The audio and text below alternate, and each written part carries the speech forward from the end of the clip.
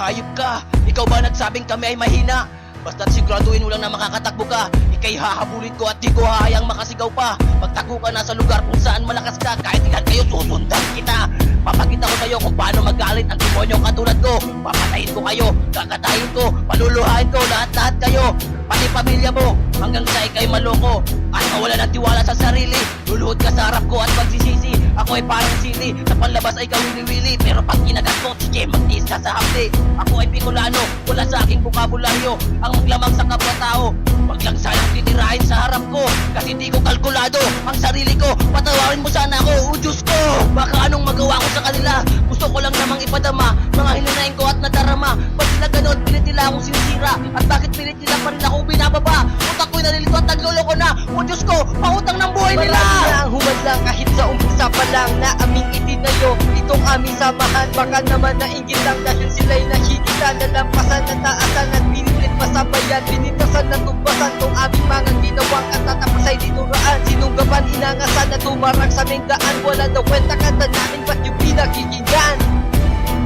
Tinawag mo kong Bisaya, oy mo kung na walang hiya. Sige sa'kin tumabi ka nga, ba't mas mukha kang palaka? Akala mo kung sino ka, at sabi mo'y sikat ka na. Pero ba't di ka kilala na mga taga dito ka? Kasi mukha ka raw tanga kapag nasa harap ka na ng entablado gago ka. Kung sa pagid kaya kita ng bote sa iyong panga, magkakarap ka pa kaya. Ngayon sige humarap ka nga, huwag kang tumira ng nakatalikod ang iyong mga ididisponyeta ka. Ayoko sana magpura, kaso baka di madala ang mga puki ng ina. Hindi nyo ba ako kilala? Mas Elvin nga pala, dito si Asyong tanga. Huwag kang mandamay ng iba, kung talagang makataka kaya kung tawagin kang tanga. Huwag ka nang magtataka kasi halata naman na utak mo'y nasa talangka. Taig mo pa ang Bisaya kung ikumpara sa iyong mukha. Marami na ang humadlang kahit sa umpisa pa lang na aming itinayo itong aming samahan. Baka naman nainggit lang dahil sila'y nahigitan, nalampasan, nataasan at pinilit pasabayan, pinitasan at tumbasan tong aming mga ginawang katatapos ay dinuraan. Sinunggaban, inangasan na tumarang sa mengkaan. Wala daw kwenta kanta namin, ba't yung pinakikinggan?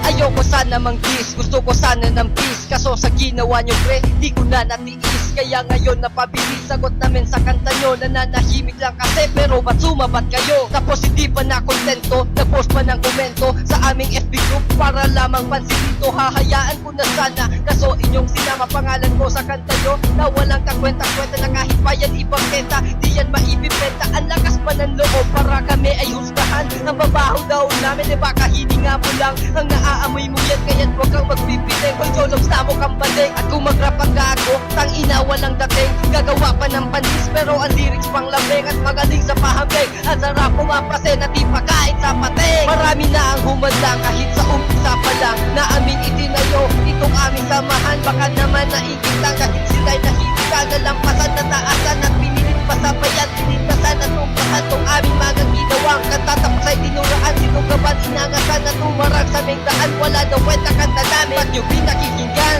Punyeta!